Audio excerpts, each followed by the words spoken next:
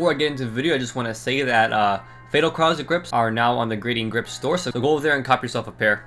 Link in the description. What's going on, Proper Squad? Fatal Crowzi here, and welcome to another video. In this one here, I'm just going to be talking to you guys. You know, just letting you guys get to know me a little bit more. For those who've been following me for a long time, you'll know that viewer interaction means a lot to me. Even till now, even to the newcomers, you guys probably see that viewer interaction means a lot to me, and that I'm not like other YouTubers where I act like you guys don't exist. I know you guys are there, and I try my best to talk to you guys and, you know, get to know you guys as well. So I thought once in a while, you know, I'll just tell you guys a story that is something happened in my life or something that I've seen in my life. Now these are real stories, so, you know, don't expect them often. Only if I remember a story, I will definitely, you know, just share it with you guys. For those wondering what the fuck is in the background, it's Toy Story 2 Activity Center, one of the best games ever. Okay, I found the CD for it recently, so that's why I popped it in and I was playing it. So anyways, that's just background. Okay, don't worry about that. We're here for my voice and for my story. So that being said, I got my cup of coffee ready, and here's the story. Growing up, my mother used to babysit a lot of kids, like ranging from, you know, toddlers all the way till 12-year-olds. Every day she would take these kids in at like 6 a.m., feed them breakfast, and then she would walk all of us to school. And she would do this for months. I'm not sure how long. It was definitely a long time, but she would do it for months. Now we had some kids that stayed for a while. We had some kids that were only here for a week, and then they left. Some kids that we only saw like for only 2 days, and that was it. And some kids that were here for the whole duration of my mother doing babysitting. Now once in a while we would have the odd kid, you know, that was a little bit bratty, but my mother, being the sweet woman that she is, she pushed through all that bullshit. I remember there's this one kid that would actually hit her like multiple times just because he didn't want to eat. Like, I'm talking about actually hit her.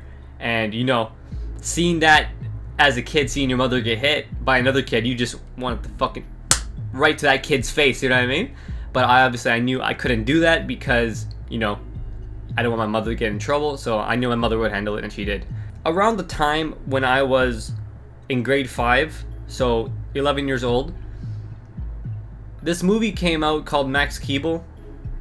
Max Keeble's Big Move. I'm not sure if it came out that exact year, but it was on the rise. It was on TV and shit, and I remember I loved it a lot. We had this girl that I'm not gonna say her name, that we babysat for only like a week because of this incident. But she was 1 year older than me, so she was 12, I was 11. I also have a sister that's 2 years younger than me. Now I have a sister that's 9 years old.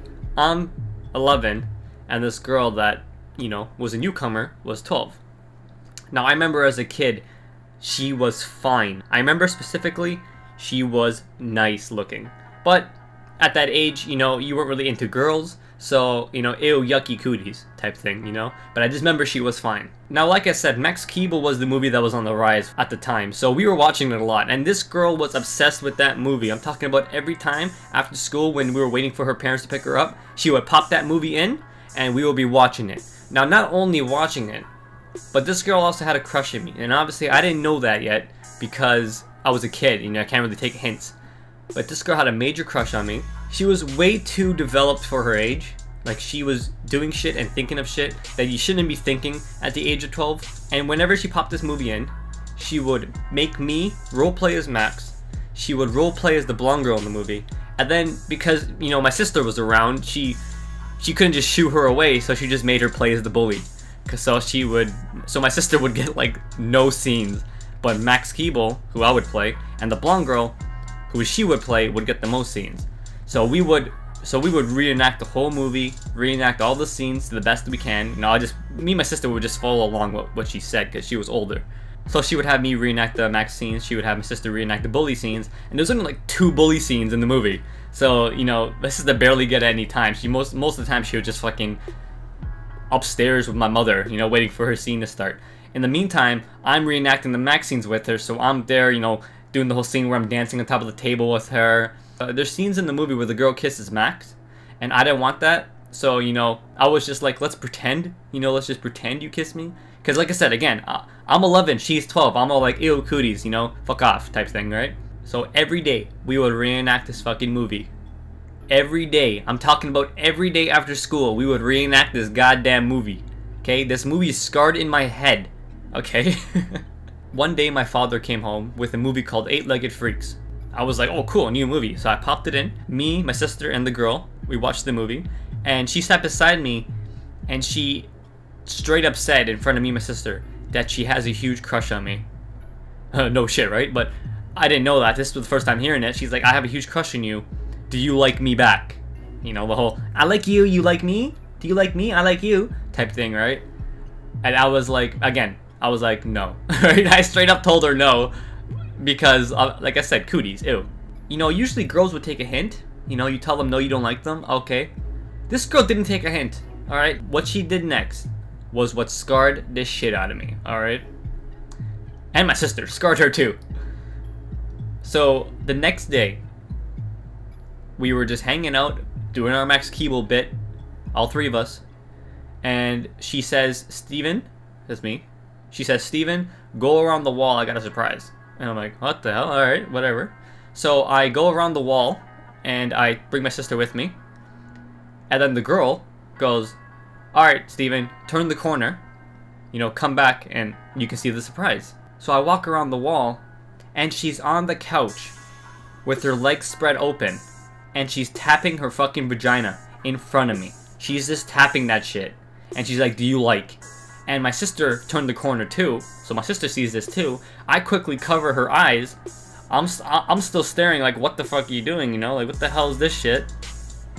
You know, I'm all like, gross. My sister's all like, gross. But we're both like, ew, cooties, disgusting.